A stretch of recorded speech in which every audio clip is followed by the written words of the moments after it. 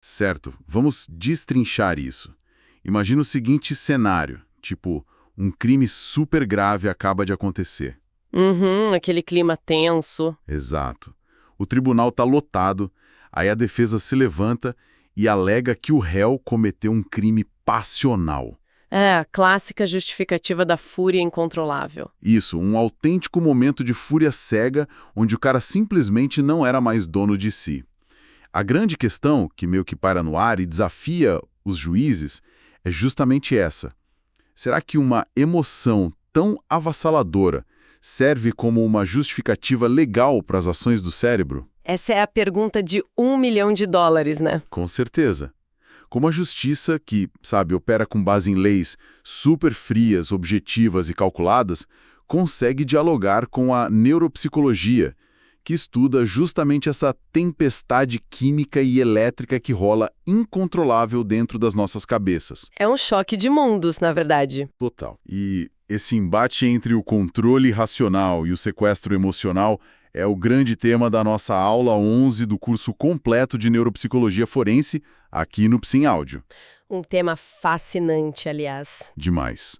O foco desse nosso mergulho hoje é dissecar as funções neuropsicológicas e as implicações forenses delas, especialmente quando a emoção, toma a direção do volante do comportamento. É um campo de estudo que realmente força a ciência e o direito a sentarem na mesma mesa, sabe? O grande desafio é tentar mapear essa linha, que muitas vezes é super borrada, invisível. Quase impossível de ver às vezes. Exatamente. Aquela linha que separa um comportamento puramente biológico, instintivo, de uma ação que é, de fato, juridicamente punível. A emoção não é só um adorno da mente, né? Ela é um mecanismo fundamental de sobrevivência. E, quando desregulado, cria essas ramificações legais profundas. Faz todo sentido.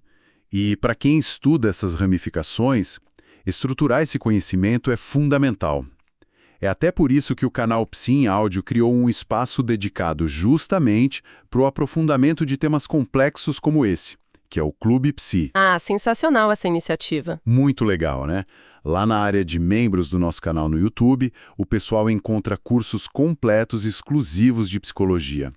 Tudo construído para oferecer um alto valor acadêmico por um custo muito baixo, bem acessível mesmo. Para quem quiser ir além da superfície, é só clicar no botão Seja Membro e aproveitar. Fica a dica para quem quer se aprofundar de verdade. Isso aí. Mas voltando aqui para a nossa investigação forense, antes da gente tentar entender como um perito analisa a mente de alguém que assinou um contrato sob coação ou cometeu um crime violento, a gente precisa de uma base biológica, né? Sem dúvida. Não dá para pular essa etapa. Pois é. No jargão popular, a emoção é vista como algo meio poético, um sentimento vago flutuando na mente.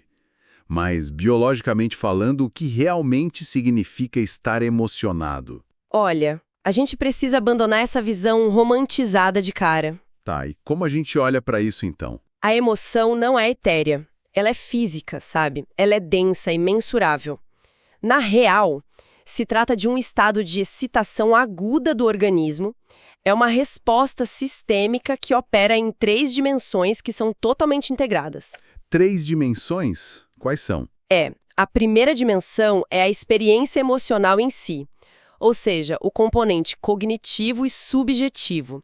É aquele rótulo interno que o cérebro dá para a situação, tipo, isso é assustador ou, isso é prazeroso. Tá, entendi. A percepção da coisa. A segunda dimensão é o comportamento emocional que envolve aquelas ações motoras que a gente consegue observar, tipo a expressão facial de terror, o encolher dos ombros, a mão fechada. O que já mostra pra gente que a emoção exige uma ação do corpo, e não só um pensamento, né? Precisamente. E isso já puxa a gente para a terceira dimensão, que é tipo o grande motor da história toda, que são as alterações fisiológicas. A biologia pura agindo. Exato. Quando a emoção dispara, o sistema nervoso autônomo entra em cena particularmente o ramo simpático. E olha, ele não pede permissão para o seu raciocínio lógico, não. Ele simplesmente chuta a porta. Literalmente, ele inunda a corrente sanguínea com adrenalina e noradrenalina, aí as pupilas dilatam para captar mais luz, os brônquios expandem para oxigenar o sangue, o fígado libera glicose para dar aquela energia rápida. Nossa, é uma preparação para a guerra. Uhum. E o sangue é desviado dos órgãos digestivos, direto para os grandes músculos das pernas e dos braços, então aquele suor frio e a taquicardia são só os sintomas visíveis de um maquinário biológico se preparando freneticamente para lutar ou fugir. Caramba, isso me faz pensar em como essas peças se conectam numa hora de crise. Imagina que o nosso cérebro é tipo um carro em movimento. O córtex pré-frontal, que é a nossa parte mais racional, é o motorista tentando seguir as regras de trânsito. Adoro essa analogia. E aí a experiência emocional seria a luz do painel, avisando que algo está acontecendo. E as alterações fisiológicas são o próprio motor fervendo, a injeção eletrônica jogando combustível direto nos cilindros. Exato, tudo acelerando. Mas se o motorista ainda está ali no volante, como que a emoção modula essa aceleração toda? O que determina se o carro só dá uma guinada leve ou se perde totalmente o controle e capota? Então, essa modulação acontece porque a emoção atua através de 3 vetores simultâneos que vão avaliar esse estímulo. O primeiro é a intensidade. A resposta biológica não é binária, tipo ligado ou desligado. O sistema nervoso calibra essa liberação dependendo de quão grave ele acha que a situação é. Dá um exemplo prático para quem está ouvindo. Claro, tipo, uma buzina no trânsito pode liberar um leve pico de cortisol, gera aquela irritação chata. Mas um assalto à mão armada, aí já provoca uma enxurrada maciça, te levando ao pânico total. Ah, faz sentido. Qual é o segundo vetor? O segundo é o nível de tensão, que é a energia potencial que fica acumulada para ação. É como se fosse uma mola sendo comprimida, sabe? Aquela urgência psicológica que exige uma descarga motora, seja correndo dali ou atacando de volta. Aquela vontade de explodir. E o terceiro? É o caráter hedonista. Ele determina a valência da experiência.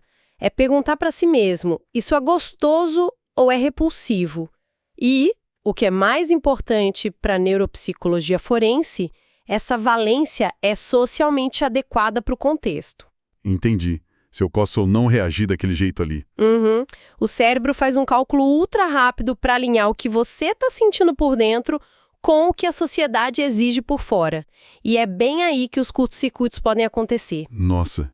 E já que a gente está falando desse cálculo ultra rápido e desse motor fervendo, fisicamente falando, onde fica a chave de ignição no cérebro? Como a anatomia explica essa faísca inicial antes mesmo do raciocínio conseguir entender o que está rolando? O que é fascinante aqui é mergulhar nas estruturas subcorticais.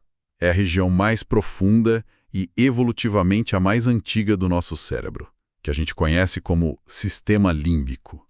A grande protagonista dessa ignição é uma estruturazinha pequena, com formato de amêndola, chamada amígdala. A famosa amígdala cerebral. Ela mesma. O neurocientista Joseph Ledoux mapeou super bem como a amígdala funciona como um detector de ameaças de altíssima velocidade. Quando entra um estímulo visual ou auditivo, ele passa primeiro pelo tálamo. Que seria tipo o quê? Um filtro? O tálamo atua como um roteador de internet, distribuindo o sinal. Ele manda uma via rápida, bem direta e rudimentar direto para a amígdala. E, ao mesmo tempo, envia uma via mais lenta e processada lá para o córtex visual ou auditivo. Ou seja, a amígdala recebe a informação de perigo milissegundos antes da parte consciente do cérebro se quer conseguir formar a imagem do que diabos está acontecendo. Exato. Essa via expressa é o que permite que o corpo comece a reagir a uma cobra no chão antes mesmo da pessoa ter consciência de que aquilo é uma cobra. É a amígdala soando o alarme e já ativando o hipotálamo, que vai disparar aquelas respostas vegetativas que a gente falou. Sensacional. É muito rápido. Muito. E para se ter uma ideia do poder absoluto dessa estrutura, tem estudos clássicos na neurociência mostrando que a ablação, que é a destruição experimental das amígdalas em animais, resulta na síndrome de Kluver-Bucy. E o que acontece com o animal? O animal fica assustadoramente plácido, indiscriminado do ponto de vista sexual, com tendência a levar qualquer objeto à boca, e o pior, ele perde completamente a capacidade de reconhecer o perigo, fica totalmente vulnerável então. Totalmente. Um primata sem amígdala pode simplesmente chegar perto de um predador letal sem demonstrar um pingo de medo. Ele perde a capacidade biológica de autopreservação. Uau! Isso sugere que a amígdala é literalmente o sensor primitivo de fumaça disparando uma resposta de sobrevivência bruta, mas, parando para pensar, no nosso cotidiano humano, a gente não foge de predadores na selva o tempo todo. Não mais, né? Pois é. Hoje a gente lida com e-mails passivo-agressivos do chefe, cobranças financeiras, ameaças à nossa autoimagem. Como o cérebro sabe diferenciar uma ameaça letal de um mero desconforto social? O hipocampo entra nessa equação tipo um arquivo de segurança que cruza os dados do passado com o presente. Exatamente isso. O hipocampo é fundamental justamente para fornecer esse contexto. Ele é a estrutura central na hora de formar e consolidar as memórias de longo prazo.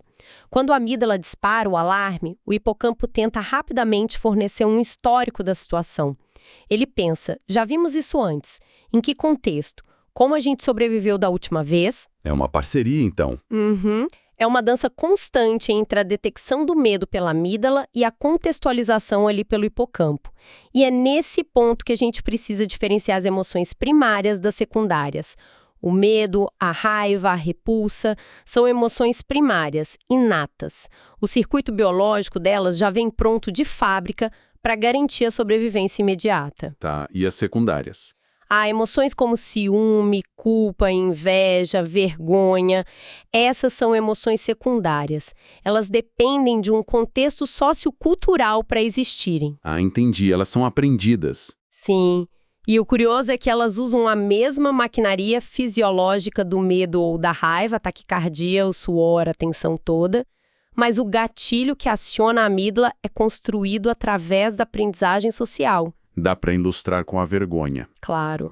A vergonha exige que o cérebro compreenda as normas de um grupo e reconheça que uma expectativa ali foi quebrada.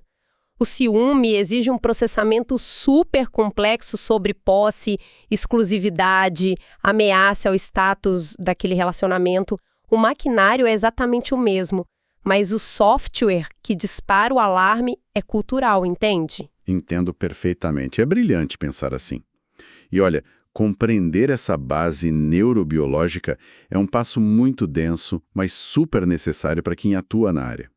Inclusive, aproveitando, é super recomendável que quem estuda esse tema não fique só na escuta passiva, não. É verdade, tem que ser ativo. Tem que participar. Se você está curtindo esse mergulho, deixa o like no canal, compartilhar esse áudio nos grupos de estudo do WhatsApp, discutir com os colegas de faculdade e consultar sugestões de bibliografia que a gente deixou listadas na descrição deste áudio são atitudes cruciais para consolidar o entendimento. A ciência só avança mesmo na troca de ideias. Com certeza. A gente aprende muito mais debatendo. Sem dúvida. E agora, olha, aqui é onde a coisa fica realmente interessante. A gente entendeu que a amígdala dispara esse alarme e o corpo responde. Mas nós adoramos pensar que somos seres racionais, totalmente no controle das nossas decisões, né? A gente se ilude um pouco, né? Pois é.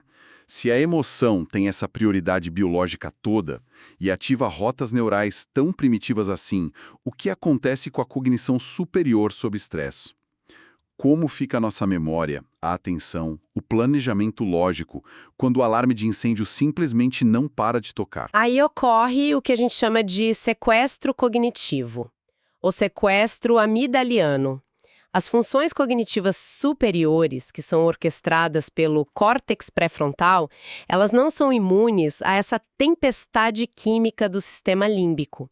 Na verdade, a emoção não corre numa pista paralela à cognição, sabe? Ela cruza a pista. Pior, ela frequentemente atropela a cognição. O córtex pré-frontal é o responsável pelo controle inibitório, por aquele planejamento de longo prazo, o julgamento moral. Mas quando a amígdala percebe uma ameaça extrema, ela literalmente inibe a atividade neural lá nas regiões pré-frontais. Ela manda calar a boca. Isso. A biologia entende que, diante de um perigo letal, não é hora de ficar ponderando filosoficamente sobre ética ou analisando variáveis complexas. É hora de agir instintivamente. Então, basicamente, a biologia desliga o motorista racional para que o instinto de sobrevivência assuma de vez o volante. Exatamente. E as implicações clínicas e forenses disso são imensas. Quando a gente analisa psicopatologias, a gente vê como a desregulação crônica da emoção simplesmente destrói a eficiência cognitiva. Pega o exemplo do transtorno de estresse pós-traumático, o TEPT. É um caso clássico, né? Sim. No TEPT, a amígdala se torna hiperreativa e o mecanismo de contextualização lá do hipocampo falha miseravelmente. Diante de um estímulo banal que lembre o trauma, o cérebro processa aquilo como se a ameaça de vida tivesse acontecendo no tempo presente. O corpo revive tudo. E essa liberação maciça e contínua de cortisol, que é o hormônio do estresse, tem um efeito neurotóxico tão forte que pode literalmente atrofiar o hipocampo ao longo do tempo. O resultado é um prejuízo gravíssimo na memória e nas funções executivas. O indivíduo perde a capacidade de distinguir o passado do presente de uma forma emocional. Nossa, isso explica perfeitamente por que uma pessoa com TEPT pode reagir de forma super agressiva a um toque inesperado nas costas, sem conseguir inibir o impulso de defesa na hora. E quanto a outros quadros clínicos muito comuns, tipo a depressão e o transtorno bipolar, como eles afetam a cognição nesse nível biológico? Então, no caso da depressão severa, não se trata só de humor rebaixado. A gente vê uma redução significativa da atividade metabólica e alterações reais na conectividade do córtex pré-frontal. O cérebro entra num estado extremo de conservação de energia. Fica tudo mais lento. Isso gera uma lentidão drástica no tempo de processamento da informação, falhas graves na atenção concentrada e um comprometimento real na capacidade de planejar ou até de vislumbrar um futuro. É o que a gente chama na clínica de desesperança. E no bipolar? Já no transtorno bipolar, durante um episódio de mania, a dinâmica muda totalmente. Tem uma falha muito grave na conectividade funcional entre a amígdala e o córtex pré-frontal. Sem aquele freio inibitório do córtex operando direito, a atenção sustentada colapsa de vez. O indivíduo é bombardeado por pensamentos acelerados e o comportamento fica super errático. Fica impulsivo. Muito impulsivo e muitas vezes agressivo, sendo guiado unicamente pela gratificação imediata ou pela frustração momentânea. Deixa eu trazer uma dúvida comum, atuando quase como um advogado do diabo aqui. Se a emoção inibe o córtex pré-frontal desse jeito, o que acontece com pessoas que são extremamente inteligentes? Se alguém tem um QI altíssimo, um raciocínio lógico genial, essa inteligência pura não serviria como um escudo? O córtex pré-frontal dessa pessoa não seria forte o suficiente para superar o sequestro amigdaliano na pura força de vontade? Olha, essa é uma falácia fascinante e super perigosa, viu? Especialmente quando ela é trazida para o contexto dos tribunais. A inteligência pura, medida lá pelo QI, se refere à capacidade de processamento analítico, resolução de problemas lógicos, coisas abstratas. Mas o QI não blinda o cérebro contra a química do sistema límbico de jeito nenhum. Não tem barreira mágica. Não tem. Voltando àquela sua analogia do carro, que é a última. O córtex pré-frontal é o motorista, certo? E o QI dita o quão brilhante e experiente esse motorista é. Ele sabe fazer cálculos super precisos sobre a pista. Porém, durante um sequestro emocional severo, a amígdala não está discutindo com o motorista. Mas ela nem liga para ele. Ela é como se fosse um passageiro maluco que simplesmente puxa o freio de mão a 120 por hora. Ou pior, que corta os cabos do freio de uma vez. Caramba! Ou seja, o talento do motorista se torna irrelevante se ele não tem o controle mecânico sobre o veículo. Perfeito, é isso aí. A hiperativação límbica corta a comunicação eficiente com o córtex pré-frontal. Aqueles recursos para acessar a tal genialidade racional, eles simplesmente não estão disponíveis durante uma explosão aguda de raiva ou de pânico. A circuitaria inibitória foi suprimida. A pessoa não deixa de ser inteligente. Exato, ela continua sendo altamente inteligente no papel, mas naquele fragmento de tempo, a capacidade dela de usar essa inteligência para frear um comportamento violento foi totalmente sobrepujada pela neuroquímica da sobrevivência ou do transtorno. Certo. Então, O que dita a ação no momento extremo não é a capacidade do sujeito de entender a equação de Bhaskara, mas sim a regulação do sistema límbico dele. E isso, claro, nos lança diretamente para o furacão do cenário forense. Ah, a história complica. Muito.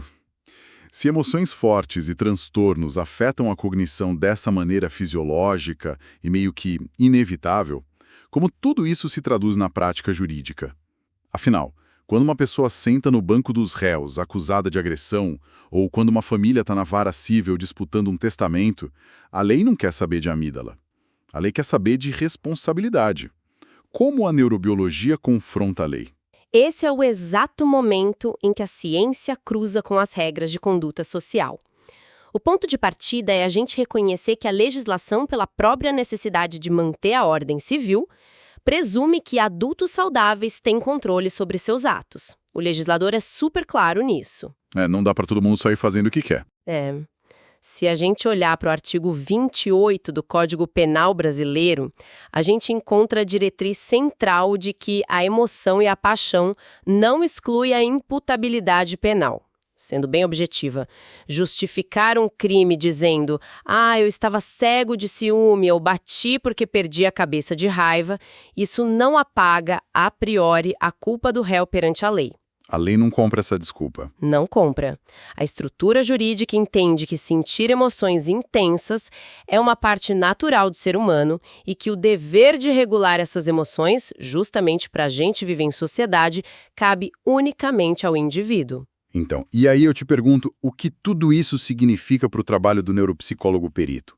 Porque se a lei define categoricamente que estar tomado pela emoção não serve como desculpa esfarrapada para cometer crimes, e a ciência afirma que o cérebro pode sim ser biologicamente sequestrado, qual é a função exata desse profissional lá na hora de redigir o laudo que o juiz vai ler? Olha, a função do neuropsicólogo perito é traduzir toda essa complexidade biológica que a lei, na frieza dela, não consegue enxergar sozinha.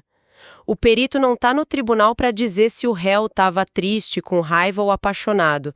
Sinceramente, isso é irrelevante para a exclusão do crime. Tá, e o que é relevante, então? O verdadeiro desafio é determinar se aquele estado emocional no momento do ato, que muitas vezes está ligado a uma condição patológica ou a um trauma muito profundo, se aquilo suprimiu de maneira patológica a capacidade de autodeterminação daquela pessoa. Ah, entendi. O grau do estrago. Em outras palavras, o perito precisa avaliar a maturidade emocional e o funcionamento das funções executivas.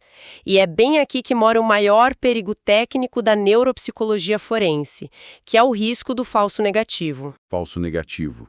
Como isso se configuraria na prática? Tipo, a avaliação mostra que a pessoa está completamente sã, mas a realidade ecológica, o dia a dia dela, é diferente. Exatamente isso. Um perito mais inexperiente pode submeter o avaliado a uma bateria rigorosa de testes cognitivos padronizados. Tudo ali no ambiente clínico fechado, silencioso e controlado. Aí o indivíduo vai e pontua de forma brilhante. Tem um QI acima da média, vocabulário vasto, raciocínio fluido, a memória está intacta e entende perfeitamente a diferença entre certo e errado. No papel, o cara é um santo lúcido. Aí o laudo é redigido afirmando a preservação total da capacidade civil e criminal.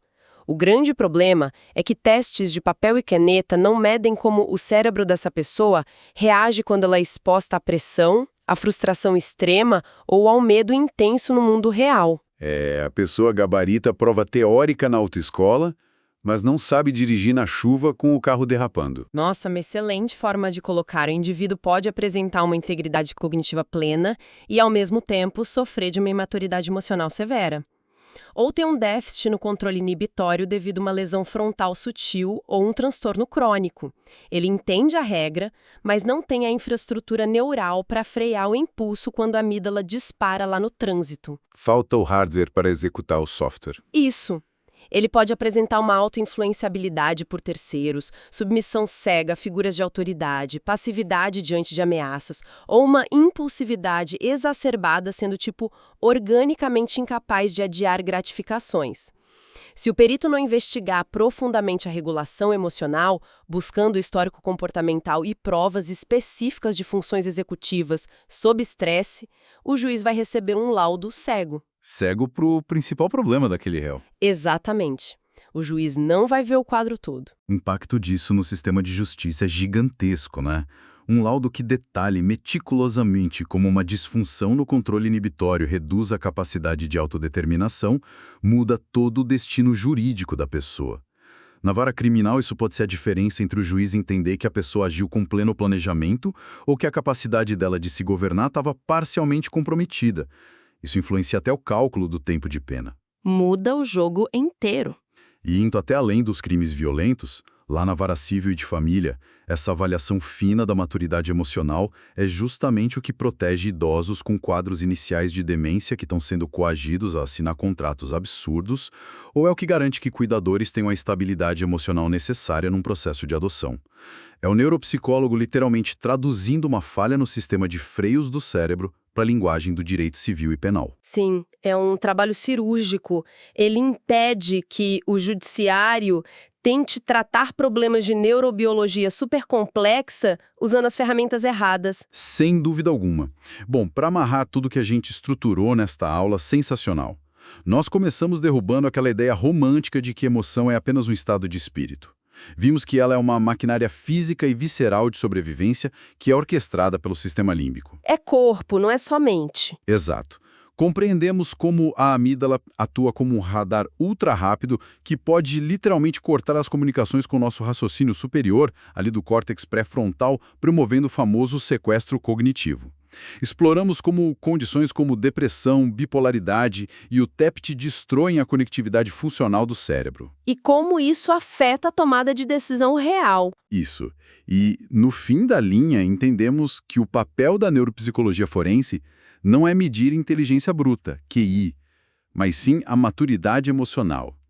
O trabalho é iluminar para o juiz se o réu tinha ou não o volante neurobiológico ali para controlar o carro no meio da tempestade emocional, mesmo sabendo que a lei exige que ele tenha esse controle. Foi uma síntese muito precisa de como essas ciências se cruzam e, sabe, construindo sobre o que a gente elaborou aqui hoje, tem uma reflexão final que permeia grande parte dos casos forenses mais densos. Manda bala, qual é a grande provocação? A gente discutiu bastante a diferença entre as emoções inatas de sobrevivência e aquelas emoções secundárias, tipo a inveja, o ódio rancoroso e principalmente o ciúme, que é toda uma construção social. A questão que fica quando analisamos laudos criminais não é só orgânica. Até que ponto um crime passional brutal, motivado pelo ciúme, representa, de fato, uma falha individual na circuitaria biológica do controle inibitório? É o tal do cérebro falho. Uhum. E até que ponto esse mesmo comportamento agressivo é só a expressão exata de um aprendizado sociocultural patológico? Um aprendizado de que o outro é uma propriedade sua e que pode ser controlada à força. Fica a dúvida, é um indivíduo que apresenta um defeito biológico ou ele está só seguindo de maneira eficaz um roteiro adoecido fornecido pela própria sociedade? Nossa, essa provocação altera o próprio eixo da nossa avaliação, porque nos força a pensar se nós estamos punindo um cérebro quebrado ou uma cultura violenta inteira que só está se manifestando por meio daquele cérebro. É uma linha de investigação profunda que ilustra muito bem por que a neuropsicologia não pode e não opera num vácuo social. Com certeza. Tem muita camada para investigar ainda. Muitas.